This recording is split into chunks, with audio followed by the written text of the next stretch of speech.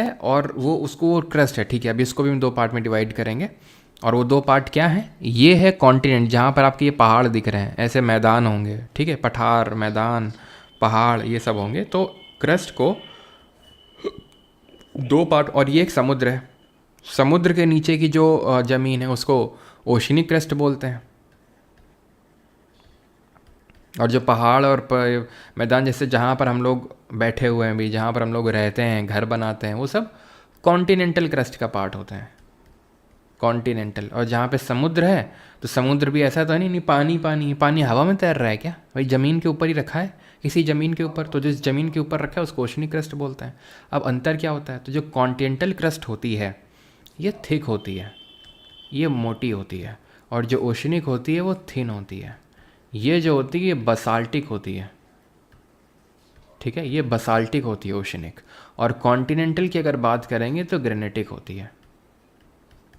कैसी होती है, ग्रेनेटिक। बसाल्ट सॉल्ट होता है इसमें, ओशन में सॉल्ट होता है, ऐसे याद रखेंगे। थिक होती है, थिन होती है। ये जो है ज़्यादा डेंसर होती है। ये अब डेंसर का मतलब इससे ज़्यादा डेंसिटी होती है, सिंपल, ठीक है। तो ये चीज़ थोड़ा सा आपको ध्यान रखना है। तो क्रस्ट के बारे में इतनी चीज़ें हमें ध्यान रखनी है। एंड इसकी एक और जो अगर हम थिकनेस की बात करेंगे तो लगभग ये कहाँ तक जाएगी, लगभग ये 100 किलोमीटर तक जाएगी मैक्सिमम। वैसे ऑन एवरेज तो अगर हम बात करें तो कॉन्टिनेंटल क्रस्ट ज़्यादा थिक होती है, वही लगभग जैसे जैसे हिमालय की बात करेंगे तो हिमालय बहुत ऊंचे तक है।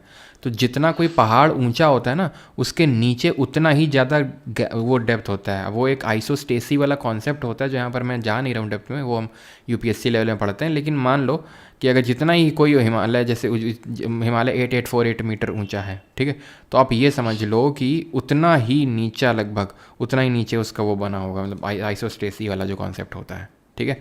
तो वो वहाँ पर कॉन्टिनेंटल क्रस्ट सबसे मोटी है। ओके, मैंटल को दो पार्ट में डिवाइड कर देते हैं, अपर मैंटल लोअर मैंटल। अब ध्यान से समझना जो मैं बताने जा रहा हूँ यहाँ पे, ठीक है।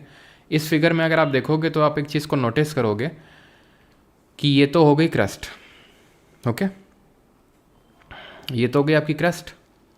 इसको तो ना ही देखो तो ज़्यादा सही है, नहीं कन्फ्यूज़न ज़्यादा होगा। हम एनसीईआरटी के हिसाब से पढ़ेंगे, यहाँ लिख रखा है 200 किलोमीटर तक, 100 किलोमीटर तक लिथोस्फीयर है ना, या फिर 200 तक एस्थेनोस्फीयर है। लेकिन अगर आप एनसीईआरटी में देखोगे तो वहाँ तक 400 तक है, ठीक है। तो यहाँ पर अगर हम आएंगे तो नीचे आओगे मैंटल पे, अपर मैंटल लोअर मैंटल। अब अपर मैंटल का भी जो अपर मैंटल है, अपर मैंटल ऊपरी वाली, उसके भी दो पार्ट हैं एक्चुअली, दो या मल्टीपल पार्ट बोल सकते हो। जो इसका सबसे ऊपरी भाग है, जो सबसे ऊपरी भाग है वो बहुत सॉलिड है। वो क्या है, वो बहुत सॉलिड है। जो सबसे ऊपरी भाग है इसका, उसको हम बोलते हैं अपर सॉलिड पार्ट ऑफ मैंटल। ध्यान समझना, अपर सॉलिड पार्ट ऑफ मैंटल। और इसके जो नीचे है, जस्ट नीचे यहाँ पर हमें देखने को मिलता है, जो मैं वाइट से ड्रॉ कर रहा हूँ, इसको बोलते हैं एस्थेनोस्फीयर। क्या बोलते हैं इसको, इसको बोलते हैं एस्थेनोस्फीयर। एस्थेनोस का मतलब होता है वीक। ये आपने सभी ने मैग्मा या लावा का नाम सुना होगा। एक्चुअली मैग्मा या लावा यहीं से निकलता है, ठीक है, मैग्मा या लावा यहीं से निकलता है, किससे, आपका एस्थेनोस्फीयर से। ये चीज़ आपको पता होनी चाहिए।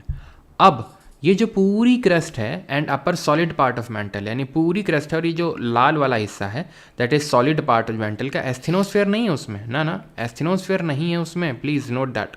क्रस्ट है और upper solid part of mantle, this both collectively are called as lithosphere. Hindi में स्थल मंडल बोलते हैं, और इनकी डेप्थ 200 किलोमीटर तक जाती है। मैं आपको एनसीईआरटी का डेटा कोट कर रहा हूँ, अलग अलग जगहों में अलग अलग तुमको देखने को मिलेगा।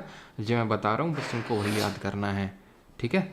200 किलोमीटर तक है लिथोस्फीयर, और एस्थेनोस्फीयर कहाँ है, ये अप टू 400 किलोमीटर्स तक है। प्रथम बात, ठीक। अब लोअर मेंटल के बारे में कुछ नहीं पढ़ना है सच। कोर में आ जाओ। कोर को हम दो पार्ट में डिवाइड करते हैं, आउटर कोर और इनर कोर।